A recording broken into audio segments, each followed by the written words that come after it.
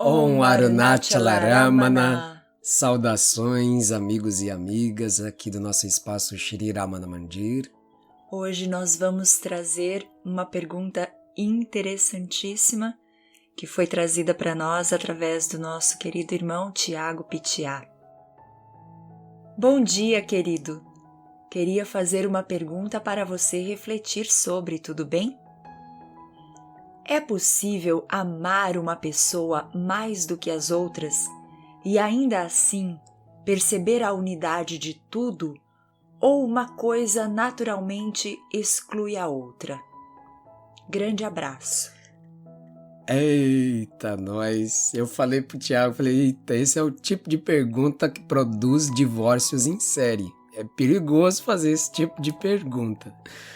Mas assim, bom, primeiro de tudo, eu vou pedir perdão por qualquer ruído que possa invadir aqui o áudio. A gente tá gravando de forma natural e espontânea aqui. Pode ser que a cachorrada lata, pode acontecer qualquer outro ruído aí, porque a gente mora no meio do mato, é assim mesmo.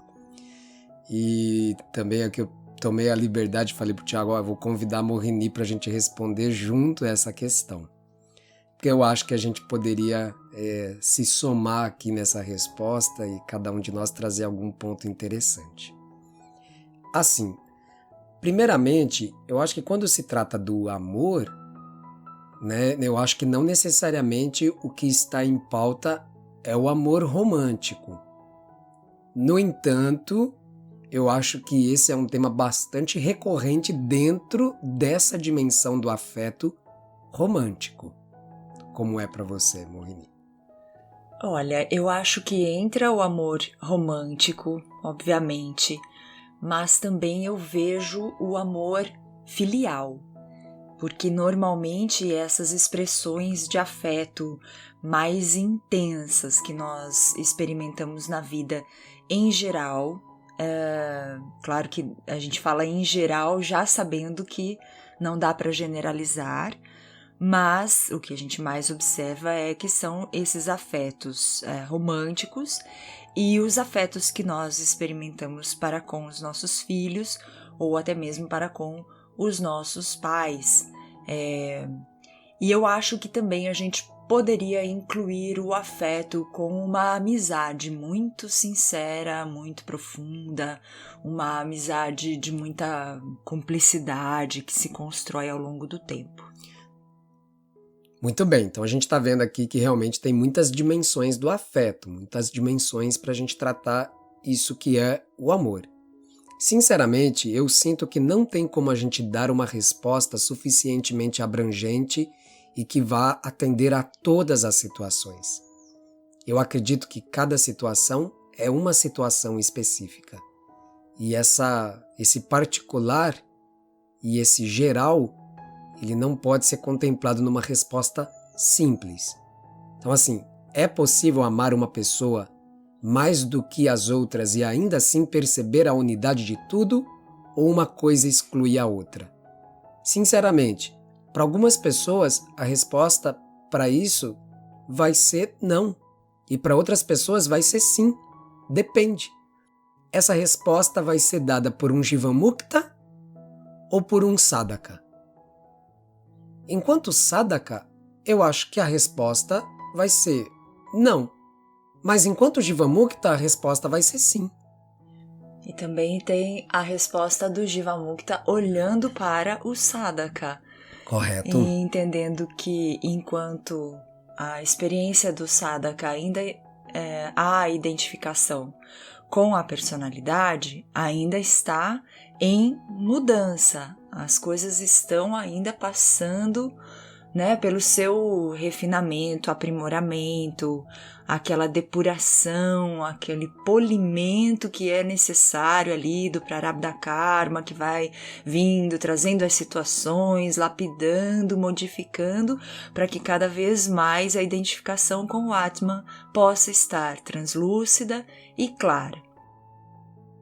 Exatamente, eu acho que daí você tocou num ponto essencial.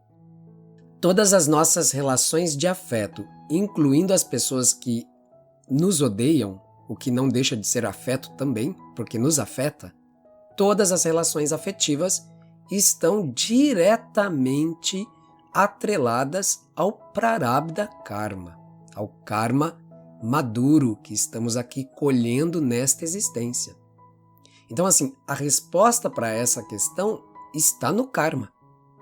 É o Prarabdha, é o destino. Se a pessoa está destinada, por exemplo, a amar alguém com muita intensidade e a fazer deste amor de qualquer natureza, incluindo o amor ao guru, como o seu caminho de autorrealização, ela vai trilhar este caminho através deste amor, que tem diferentes naturezas, diferentes intensidades, diferentes maturações, digamos assim, ou características. Então, assim, pensando aqui nas memórias de situações em que essa questão poderia ser atendida pela memória dos devotos, eu vejo, por exemplo, aquelas pessoas que chegaram até Bhagwan Shri Ramana Maharishi na situação de luto. Isso aconteceu algumas vezes. Eu me recordo de uma família que chegou a Bhagwan e eles tinham acabado de perder o filho. E a dor daquela perda, eles estavam buscando em Bhagwan um alívio, né? Um conforto para aquela dor. E a resposta que Bhagwan deu é: o seu filho continua vivo. A pessoa, quando recebeu essa mensagem de que havia vida depois dessa existência material, ela se sentiu feliz, aliviada e saiu. E os devotos, um dos devotos perguntou: Bhagwan, mas ele continua vivo ou não? E Bhagwan diz: esta era a resposta adequada para aquela pessoa. E uma outra situação, que foi também um devoto que chegou em luto, uma família que cresceu, se desenvolveu aos pés de Bhagwan, o casal com os filhos cresceram, foram ganhar a vida, casaram, etc. Ficou lá o casal ainda, e a mulher faleceu. O devoto, em luto, foi aos pés de Bhagwan para buscar o seu consolo. E Bhagwan respondeu para ele: é natural que você sinta essa dor. Metade de você morreu hoje. Agora falta a outra metade. Aplique-se no sadhana. Então ali a gente poderia dizer que Bhagwan admitia essa... É até bem frequente na nossa cultura judaico-cristã, né? Quando dois se fazem um só, né? E dois serão uma só carne, um só espírito. Então, de repente, ali Bhagwan poderia estar dando um aval para essa compreensão, para essa fé, né? Para esse Shirada. E mais uma memória que eu queria trazer aqui, que eu achei, a pergunta veio e eu recordei dessa passagem. Bhagwan Shri Ramana, um dia, né? Todo mundo ali reunido junto de Bhagwan, o salão cheio, e de repente entrou uma mulher. Quando Bhagwan viu essa mulher entrando, ele ficou eufórico e disse: você veio, então você também veio até aqui. E todo mundo, né, vendo aquela situação, Bhagwan de repente com a face iluminada, eufórico, celebrando a presença daquela mulher, todo mundo ficou com aquele olhar indagativo para Bhagwan. E Bhagwan disse: não, ela é minha prometida.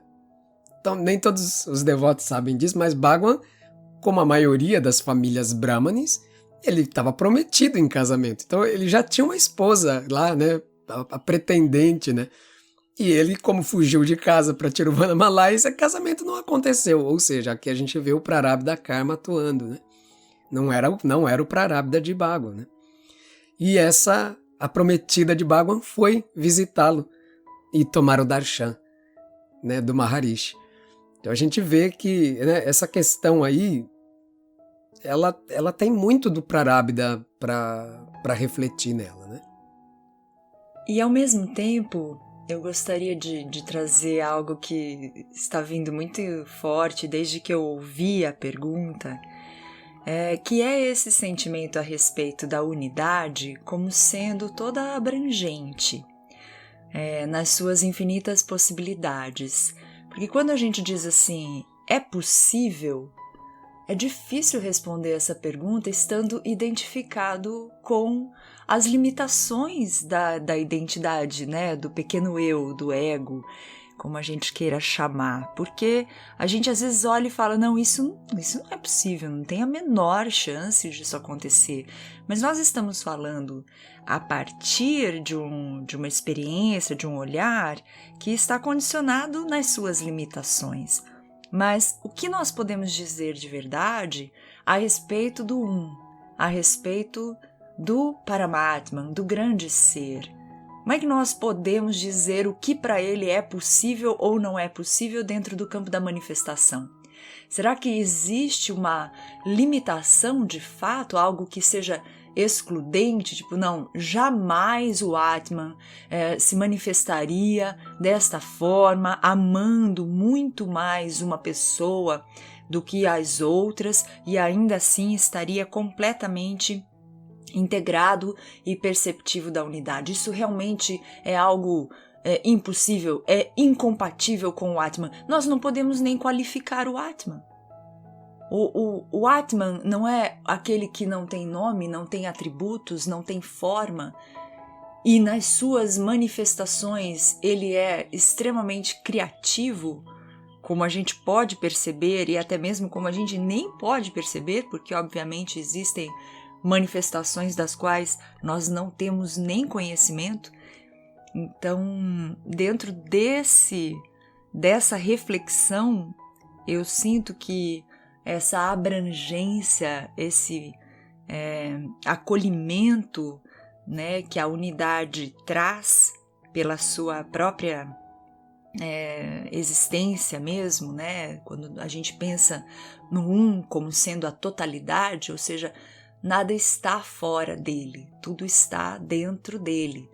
Então, eu experimento algo muito, muito genuíno, né, dentro dos meus afetos, para poder dizer, olha, realmente eu tenho que dizer que nesse momento da minha jornada, enquanto Jiva, enquanto alma, eu sim amo mais algumas pessoas do que outras. O sofrimento de algumas pessoas é sentido por mim como se fosse meu, quase, de uma forma muito, muito próxima. E a alegria de determinadas pessoas me faz sentir a alegria como se fosse minha, muito mais próxima do que a alegria de pessoas que estão mais distantes ou pessoas que eu não conheço, seres que eu não conheço. Ainda assim, eu posso dizer que eu não estou perceptiva da unidade ou que esse amor, nessa intensidade, não estaria me ensinando, de alguma forma, a amar a todos os seres sem exceção e com a mesma intensidade? Será que esse não pode ser compreendido também como um passo dentro da jornada?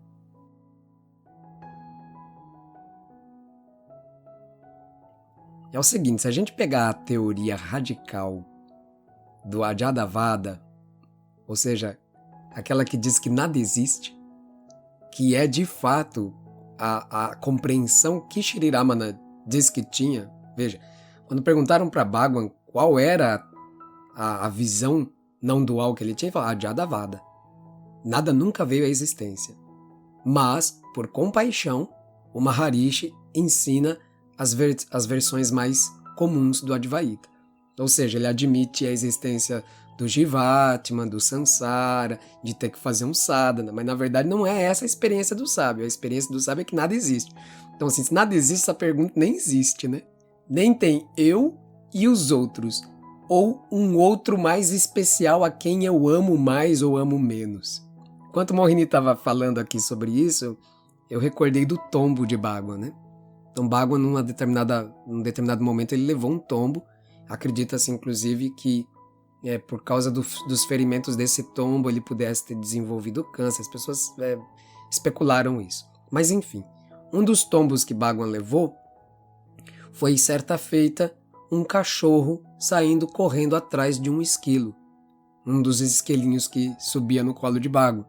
Quando Bhagwan viu a cena, ele pegou a bengala dele e jogou entre os dois para apartar o cachorro, né, dar um susto no cachorro e o esquilinho ter a vantagem e correr mais rápido. Bhagwan amava mais o cachorro ou o esquilo? O que determinou aquela bengala voadora, o cachorro e Bhagwan levar o tombo? Não, eu acho que não tem a ver com intensidade de afeto. Não tem a ver com isso. Tem a ver com o Prarabdha. E como isso está dentro dessa dimensão do limitado, então a gente olha para isso como limitação mesmo. Isso tudo é upadi. Porque na verdade, quando a gente ama, o que a gente ama no outro não é aquilo que no outro é o falso. Quando o amor, o verdadeiro, claro que eu estou falando de amor, verdadeiro amor, e não predileções, simpatias, etc. Quando a gente ama, de fato, o que a gente ama no outro é o Atman. A maturação de uma relação afetiva de qualquer ordem, associada a uma vida consagrada ao sadhana, que daí a gente já está falando de uma experiência muito específica, né? Que são 2 ou mais, vivendo em afeto na vida consagrada ao sadhana. Essa pessoa não vai ter dificuldade com essa questão, porque ela vai conseguir perceber claramente que o que ela ama no outro, aquilo que no outro brilha e faz ela sentir afeto, é o Atman. Estou aqui com o Mohini, logicamente a gente está dando uma resposta a 2 para um tema de afeto, porque a gente se ama muito. O que eu amo em Mohini não é Mohini. Quer dizer, tá bom, também é, né? Porque eu amo o jeito que ela sorri, eu amo o brilho do olhar, mas tudo isso que anima este corpo a quem eu tenho afeto é proveniente do Atman, que é invisível nela. Quer dizer, invisível também entre aspas, porque para mim é visível. E eu sei que para aqueles que são devotos e que são sadikas, podem falar assim. Quando eu vejo aquela pessoa que eu amo, o que brilha nela e me faz amá-la é o Atman. E o que brilha em mim mesmo também é este Atman. Então, na verdade, é simplesmente feixes de um grande sol que se encontram, né?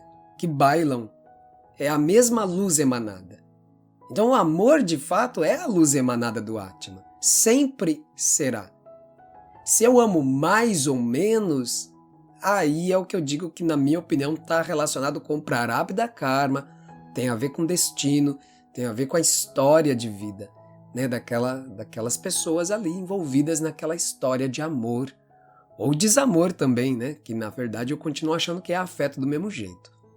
E para encerrar minha participação, não sei, Mohini ainda talvez vai dar mais uma conclusão, mas para mim encerrar... Queria só frisar isso que você então, por falou, favor. porque quando a gente diz o que eu amo no outro, esse eu, né? Quem é que vivencia, que experimenta, da onde surge, da onde emana esse amor, né? Que é até difícil a gente colocar como um sentimento, da onde emana essa vibração que é toda abrangente, se não do Atman também.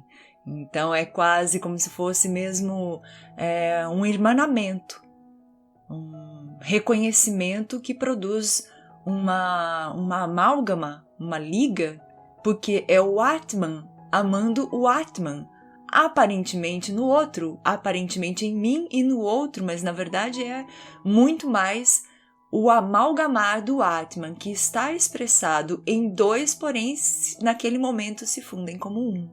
Sim, e assim, o próprio convívio vai mostrar, né? Nós aqui como um casal, a gente pode falar assim, a gente várias vezes sonha a mesma coisa. É absurdo. Então, assim, vai chegando um ponto que a comunicação entre 2 que se amam na luz do Atman vai se tornando até mesmo dispensável o uso de palavras. A gente nem precisa usar palavras. A comunicação vai se dando de coração para coração. E eu queria dizer que é exatamente o que acontecia com os devotos em relação a Bhagwan. Era o que acontecia. Um dos relatos mais frequentes em pessoas quando iam visitar Sri Ramana pela primeira vez, elas diziam que elas se sentiam absolutamente confortáveis na presença do sábio. Então, estar na presença do sábio era estar absolutamente confortável. Quem já viveu histórias de afeto, histórias de amor, sabe que na intensidade do amor o que a gente mais experimenta é conforto. Olha, uma pessoa com quem eu não preciso me preocupar muito, sabe? Eu posso estar à vontade. Se você olha e você começa a sentir que você consegue estar à vontade com qualquer pessoa e com qualquer ser, então você está experimentando o quê? A luz do amor, que é o próprio Atman. Acho que é válido a gente lembrar, né, que o Atman é o coração. A gente está aqui falando de casos do coração, ou seja, isso aqui é Atman puro, né? É pura vivência do Atman. Agora, também não podemos negar que na medida em que a gente vai mergulhando mais e mais profundamente nessa fonte, nesse manancial infinito de amor que é o Atman, que é o próprio coração, pode acontecer na vida da pessoa rupturas. Pessoas se afastarem. Pessoas que eram grandes amigos, até mesmo grandes amores, e que de repente se afastam. Por que será? Aí entra o aspecto do Prarabdha Karma. No relativo, Prarabdha Karma vai definir. No absoluto, essa questão nem tem razão de ser. Ela nem precisa ser feita.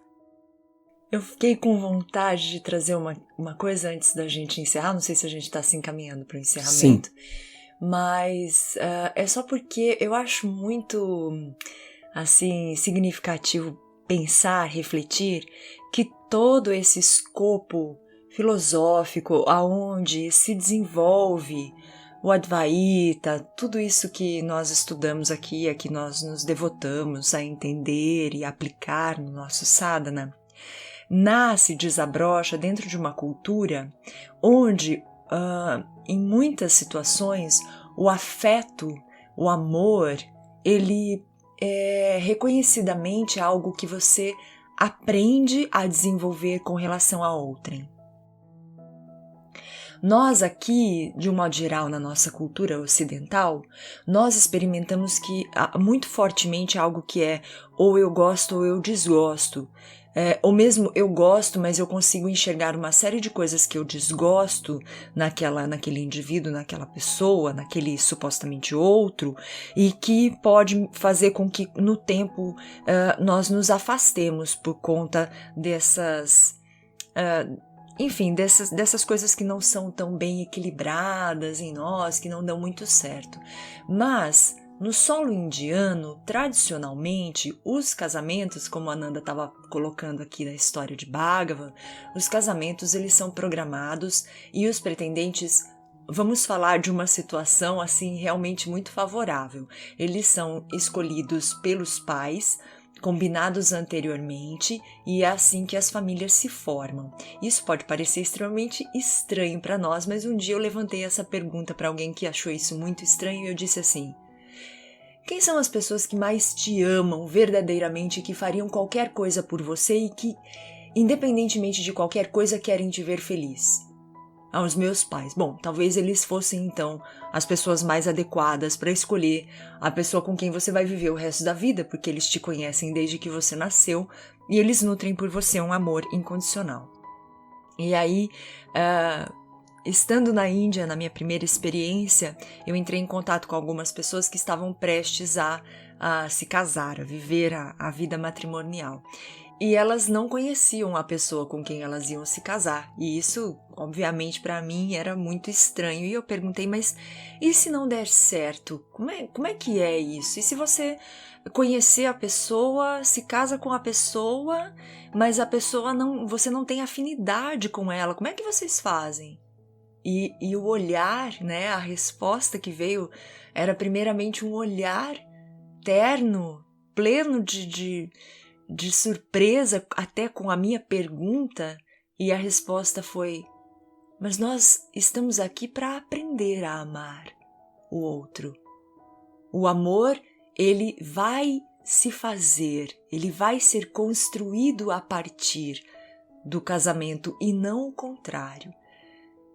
E aquilo serviu para mim de lição. E eu sinto que muito do que eu vivo hoje com os meus afetos e principalmente o que eu vivo com a Ananda diz respeito a esse amor que é aprendido no dia a dia e onde aquelas pequenas diferenças, ao invés de serem motivos para a gente se desentender e se apartar, elas são, na verdade, desafios deliciosos, onde a gente pode colocar aquilo num lugar do que eu considero engraçado, desafiador ou, enfim, cômico mesmo. Afinal de contas, dentro do sadhana nós vamos entendendo que nada disso existe e que só o Atman existe, e colocar todas as forças, né, de reverência ao amor, ao afeto e àquela pessoa naquilo que eu enxergo como sendo o brilho do seu Atman, o brilho da sua essência. E aí aquilo que parecia gigante fica tão pequenininho, aquelas coisas que poderiam significar um atrapalho ficam tão pequenininhas, ficam tão engraçadinhas. Ah, que bom, amor. Espero que eu não tenha dado muito trabalho nas suas lições aí de afeto, de amor. Não, você é uma pessoa facilmente amável. Ai, oxe, eu vou até me despedir. Gente, muito grato pela questão, querido Tiago, maravilhosa. Gratidão. E que esse aprendizado de amor possa ser um aprendizado suave, leve, belo para todos nós. Om Namo Bhagavate Shri Ramanaya.